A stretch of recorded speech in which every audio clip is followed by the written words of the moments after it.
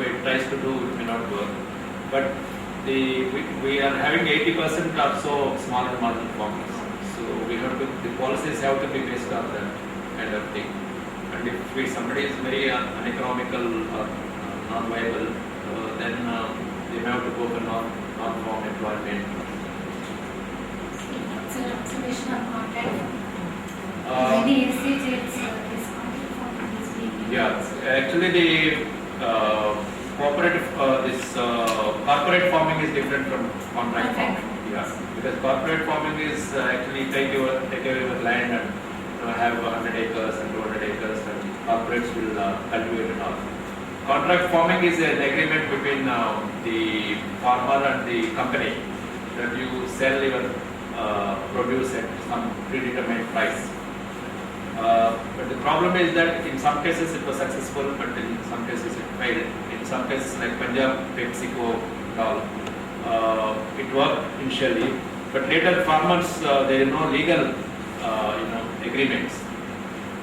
Legal things are not still done properly in the contract farming.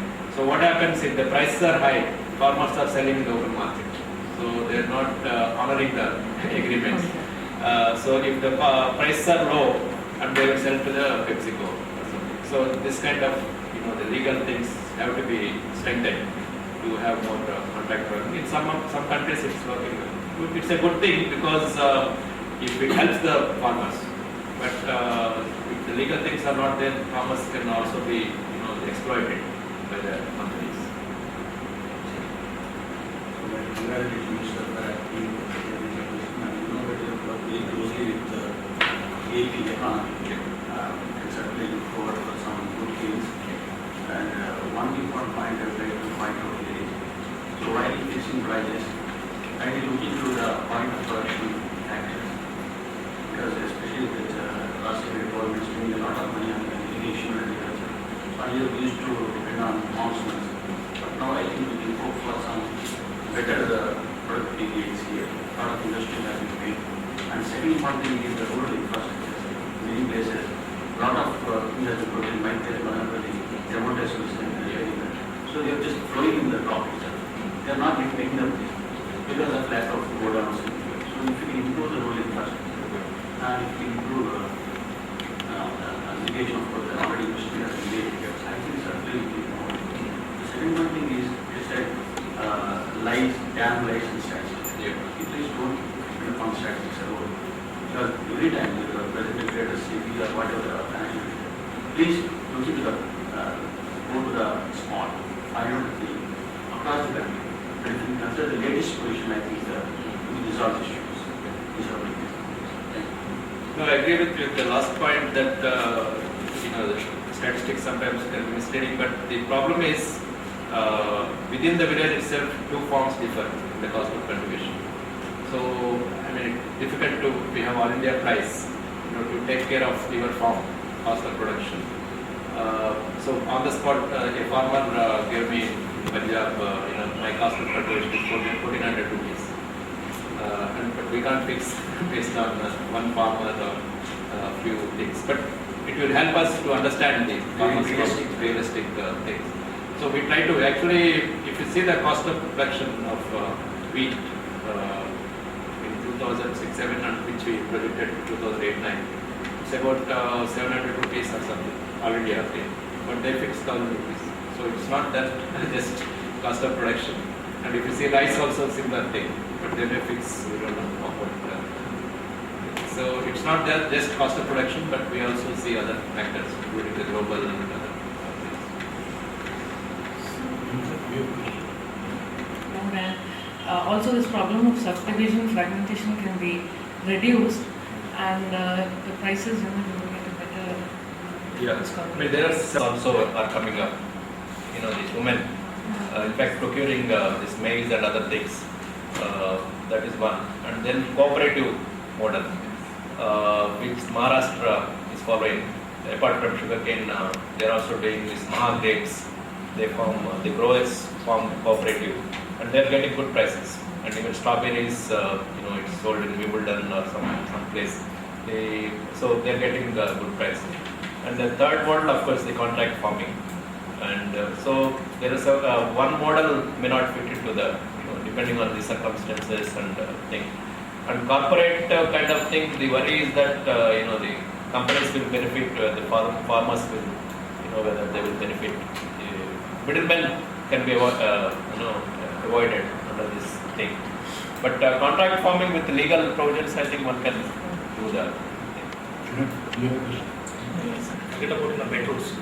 When I was working in Anantapur, there's a village when we go towards Madrapalli. I forgot the name. Where tomatoes are available, one rupee about 5 or 6 kilometers. Because Anantapur hardly about 80 or 70 kilometers. Where I used to buy for 8 rupees kg tomato. Same if you happen to go to Adulama, Putnur they are available, for Karur price. But the same tomato if you wish to buy, Otherwise rate. So the government, need to do something, because I remember last time when this Professor Chandrakaran Bharatnam, Distant Professor of Economics, was addressing us. He tried to paint a rosy picture of Indian economy. The former director of IIT, Kharagpur, he got up and he said, if India has to develop, that's what their also said just now, sometime back. Infrastructure. We need to develop our infrastructure like anything. Now look at the Pantaloons and Future Group and look at what the Reliance Fresh. Reliance Fresh efforts, either in Madhya Pradesh or UP, lot of protests. Let's look at what called Pantaloons and Future Group coolly, because they are trying to take the people into confidence, cooperative farming and all. And we need to see, as you rightly said, sir, an individual state coming out with a policy will not work. So national policy, we need to come out, to do something.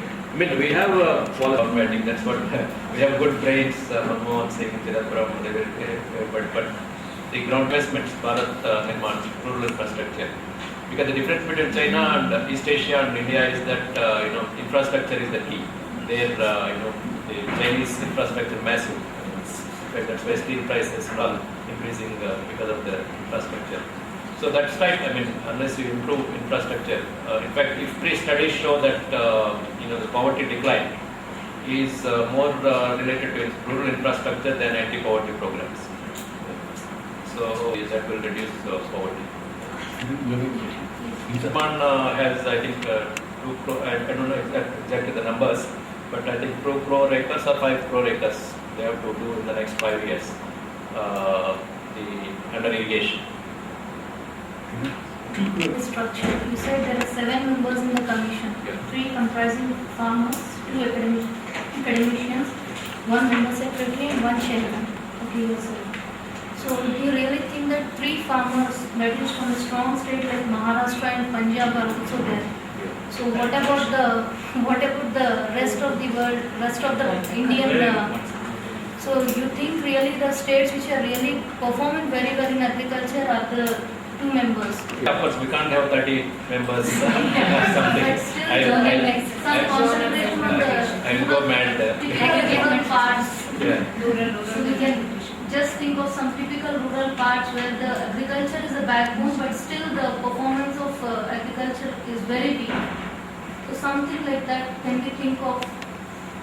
We have the chairman from Andhra Pradesh. Yes, she's the other side of the point I also. come from an agricultural family, so the performance of a farmer is very difficult on land. When we talk about land. I'm also from So I'm thinking when Punjab is a Only very difference strong is that their state. performance is not performance. Very good. with Punjab. Punjab. When Maharashtra is also the same. So why don't we think of adding some states where the agriculture is But backward areas? Unfortunately, the minister nominates those farmers. Sharad So Pawar we is can just think over it. Sharad Pawar is Sharad, from, he is a strong man, Maharashtra strong. I think she is thinking of the future. yeah, future of course. When they will come, he will become minister. In fact, in the commission More stronger. now chairman is from AP and member secretary is IAS person, Radhakrishnan is from Kerala and another member is from Tamil Nadu. Good. Yeah, they're very strong. Punjab is very strong, but Telangana Yeah. has different sorts of I problems. am going all 3 reasons. to be on safe side. Otherwise, Sir Chandrasekhar will Sir, what is my observation in our place, rural area, near Mulugar, is agriculture costs are rising to the farmers, not only because of farming, but also maybe diversification aspects. they are converting the fund, the revenue that they are getting here. Once they get good amount of revenue, they go for buying a tractor or they go and adding the dairy, cattle and so on. In between of transferring the funds. But that is good, They no? are- Risk adding can more be. distribution on They are adding, but the labor cost had gone up. Yeah, that's what the farmers are saying. Yeah, the costs are more than the revenue. See, what the agriculture universities do is they collect the data from the farmers. So whatever they tell, suppose they tell 150 rupees or something, that will be reflected. But only problem because we are having where it will be 800. So those problems state has to do. I mean, Say, of course, a good lecture raises a lot of questions. Probably there is a problem. Just one thing I'll say is that many of things come from our observations, but observations are always partial, and the partial things sometimes can mislead us. So it is important to have a larger picture. And in fact, statistics plays a very, very important role there. You can have statistics plays a very, very important role there. You can have lies, damn lies in statistics. It is because of misuse. Just as somebody says the director has gone to Delhi. Okay, does not mean that we stop using language. It is a misuse of language to misinform. So, fortunately, APC and later CSEP chairman have always been economists. So they will naturally have that interpret. I'll also say one thing, that this notion of intermediaries being abolished, it is a nonsensical notion. Intermediaries cannot be abolished, whether we have good intermediaries or bad intermediaries. Reliance is an intermediary. Reliance is not a consumer. We should remember that. And those people who talk about abolition of intermediaries, in fact, are the biggest intermediaries. Finance people are, in fact, who talk about abolition of intermediaries. Who are they? The no, intermediaries. between the farmer and consumer, suppose there are 7, so many chains, whether we can restrict that to Yeah. 2 or 3 or That's direct. But we have good intermediate system or bad intermediate Yeah. system. For example, the right to bazaars is a good system. It may not be might have worked very well, Yeah. but directly, you can go to. So actually that doesn't work. Right? The bazaar also partly intermediaries come through. Yeah. You all know it will come because producer is not expert. See, the thing is that intermediate is an expert. He can do job right. Our problem comes inequality so much that exploitative structure comes into picture. If that inequality becomes less, But what is the solution? the powerful people exploit weaker people, always. Okay. So we have to think of where this inequality becomes less. And one thing that we have to talk about non-farm. This is one of the very important things. Infrastructure, I think many people have stressed. That is very, very important. And non-farm is very important because of small farmer agriculture. That's fine. They have always, it is not that some people shift to non-farm. I am not thinking of that. That will happen partly. But farmers themselves have time to go into non-farm. Both. Yeah. I mean, you can be a farmer, but you also do some work in rural non. Because you have that kind of. Yeah. Especially because I was looking at the data on this IIP, which they give the weightage for different sectors. 25% of the weightage in the industry is for the agriculture-related products. Not all 25% cannot be shifted to villages. But even if 10% can be somehow shifted, we can create that infrastructure, technology which is small scale. I think it can produce wonders there. Yeah. So I think we have to think of the kind of things which are actually possible. Other thing I will say is that, especially in university, I think the teaching of agriculture economics is not very strong. Probably we can help by providing some kind of material about the cost and all that. Since we are having direct relation with you, Yeah. you can say that in some way, so that the cost aspects, institutional aspect, of course, they focus on. We bring in a little more. Unfortunately, CSCP, the number of committees, the Mantra committee, Alak committee, and all suggested it should be given a statutory status. Unfortunately, it is given an advisory role. So we give advice, but we don't have, the statutory that it's binding. So it's the government, even making studies, we have to depend on Ministry of Agriculture. So with the university, a little more, I think you can initiate it more Yeah. active Yeah. interaction. And as for farmers' representation, I'm sure that these having 3 members, Yeah. is a strong thing actually. It is Yeah. not a weak thing. Because Yeah. out of 7 members, you are having 3. Yeah, 3 And one of them is chairman anyway. Yeah. So non-chairman, you have 3. Yeah. Important thing is to have a consultative process, which I am sure Yeah. Commissioner will have, Yeah. In fact, which can take care of all the That's process. It is not just. in fact, after I took over, I'm spending more with farmers in consulting. I think now we have the last question.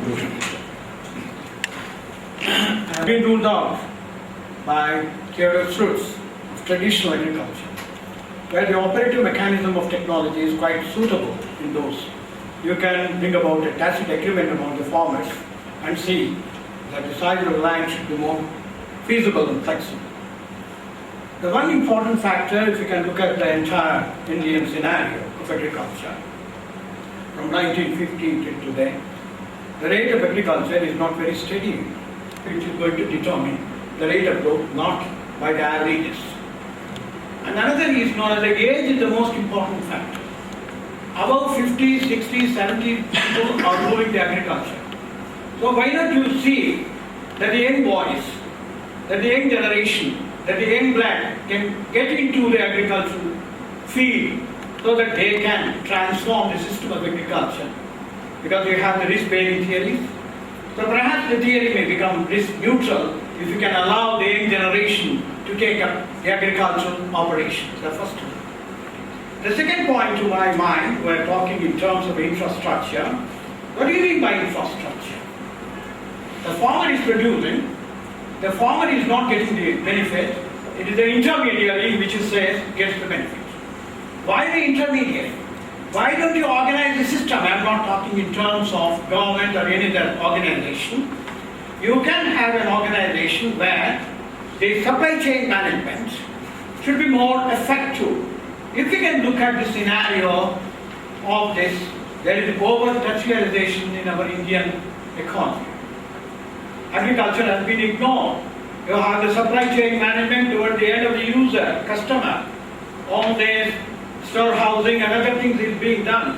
Why not you have a proper system, an effective, rigorous functioning of the transfer of the storehouse system, and so that the farmer gets everything and it can be purchased there with the ready-made money which is available, and the benefits can go into the end user. Talking in terms of Reliance, talking in terms of multinational. What is it they have given to us? They have provided only a glass cutting economy where 10% of the people have got the benefits and 90% are still below the line of poverty. With this I end, and I can then reach you again.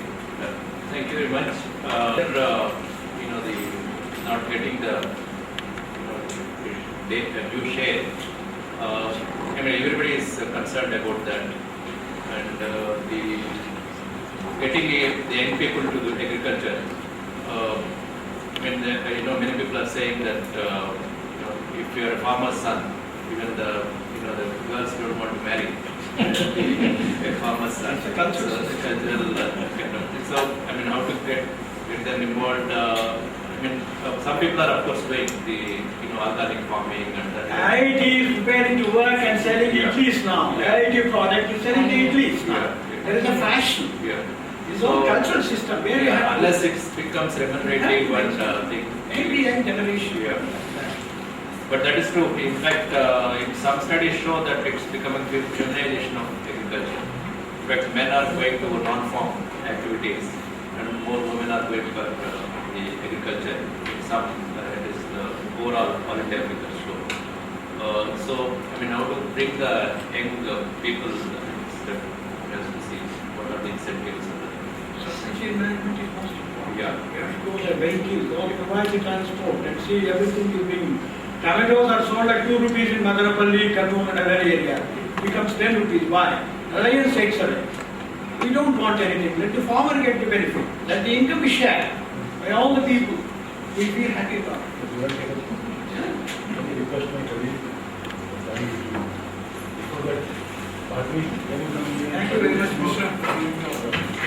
Presentation to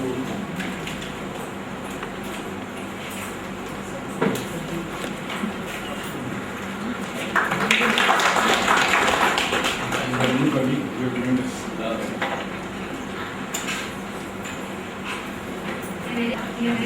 fortunate to have him here. And we thank our director, Professor R.K. Misra, who is instrumental in making this lecture. And sir, your lecture is very timely as the world today is facing food crisis. And we earlier we heard of the communal rights and other rights, and today we are hearing about food rights.